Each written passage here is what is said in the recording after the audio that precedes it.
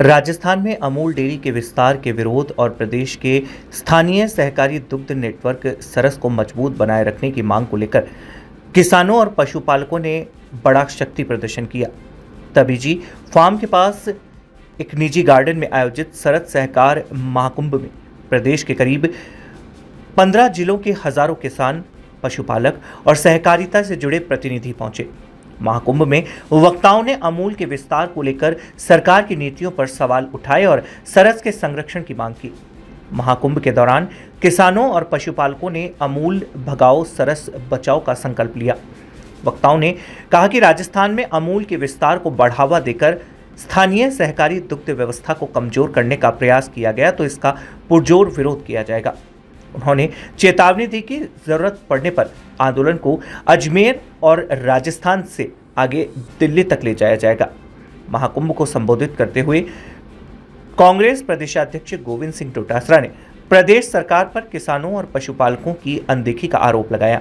उन्होंने कहा कि किसान दूध, बकरी और अनाज बेचकर अपने बच्चों की पढ़ाई और परिवार के इलाज के लिए पैसा जुटाता है, लेकिन प्रदेश में किसानों के दूध और बोनस की करीब 400 करोड़ रुपए की राशि सरकार पर बकाया है। इससे पशुपालकों के सामने आर्थिक संकट खड़ा हो गया है। उन्होंने कहा कि सरस और सहकारिता व्यवस्था को बचाने की लड़ाई केवल पशुपालकों की लड़ाई नहीं है। कांग्रेस किसानों और पशुपालकों के साथ कंधे से कंधा मिलाकर खड़ी है।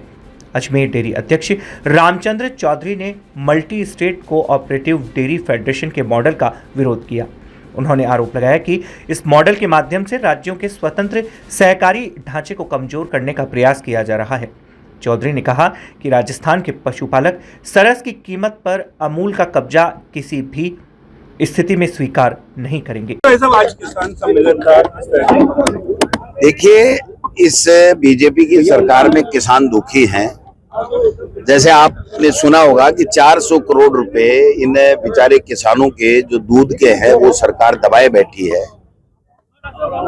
जब हमारी कांग्रेस की सरकार थी तो 14,000 करोड़ रुपए आपने देखा होगा कि लोन माफ किया। सभी सहकारी बैंकों का तमाम लोन माफ कर दिया था। यूपीए सरकार थी तो 72,000 करोड़ का माफ किया। किसान गरीब के लिए आपने देखा होगा कि मनरेगा जैसी कानून बनाया, खाद्य सुरक्षा गारंटी अधिनियम लेकर के और गरीब को पोषित करने का, उसको 2 टाइम खाना देने का काम किया। बच्चों की शिक्षा के लिए कानून लेकर के आए और मोदी जी ने क्या किया? किसान को आतंकवादी, चोर, लुटेरा, शराबी, अफगानिस्तानी, पता नहीं क्या क्या कहा। 15 महीने तक किसान को खून के आंसू रुलाने पड़े और फिर उसके बाद में आंदोलन के बाद में वापस लिया। इस 2.5 साल में मुख्यमंत्री जी अपने आप को किसान बताते हैं। वो अलग बात है कि 350 वर्ग का जमीन उनके नाम है, बाकी कोई जमीन उनके एफिडेविट के हिसाब से नाम है नहीं, तो वो किसान है कि नहीं है मुझे तो डाउट है। उनको किसी को डाउट है कि नहीं, वो जमीन कोई प्लॉट काटने के लिए खरीदी थी, उसमें 350 वर्ग बच गई, वही उनके एफिडेविट में दर्ज है।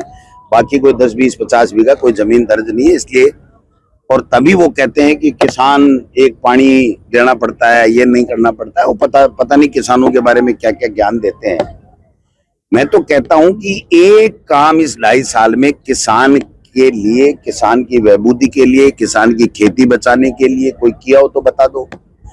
और उल्टे बीज और खाद नकली भी मिल रही हैं और जहां छापे पड़ रहे थे वहीं से माल निकल रहा है और लोगों की जेबों में जा रहा है। ये मैं नहीं कह रहा, सरकार कह रही है। सरकार की ऐसी भी कह रही है कि संगठित गिरोह के रूप में भ्रष्टाचार कृषि विभाग के अंदर हो रहा था। तो इसका जिम्मेदार कौन है? कोई तो जिम्मेदारी लेगा और कोई नहीं ले तो गोविंद डोटासरा पे, कांग्रेस पे आरोप लगा रहे हो, वैसे और लगा दो कि साहब ये पैसा का पैसा सारा जो है दूसरे लोग खा गए। मेरा कहने का मतलब ये है कि चुनाव नहीं कराना, चाहे वो छात्रों के चुनाव हो, चाहे वो पंचायत राज के चुनाव हो, चाहे नगर निकाय के चुनाव हो, ये जितना भी आपको छोटा मोटा काम होता दिख रहा है ना, ये 2.5 साल पहले का बजट है। इनके बजट से 1 रुपए का काम नहीं हुआ। शिक्षा की जो हालत है वो आप सब देख रहे हो कि क्या हालत बना दी इन्होंने।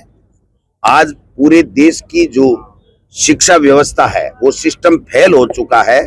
उसको लेकर के हमारे नेता राहुल गांधी जी छात्रों की गूंज कार्यक्रम पूरे देश में कर रहे हैं। वो कह रहे हैं कि आओ मिलकर के सब चर्चा करके इस जो शिक्षा सिस्टम है इसको ठीक करें, जिससे लोग आत्महत्याएं नहीं कर सके और लोगों की घर खेती नहीं बिके और हर बच्चा पढ़ करके अपना भविष्य बना सके। उस पर कोई चर्चा नहीं।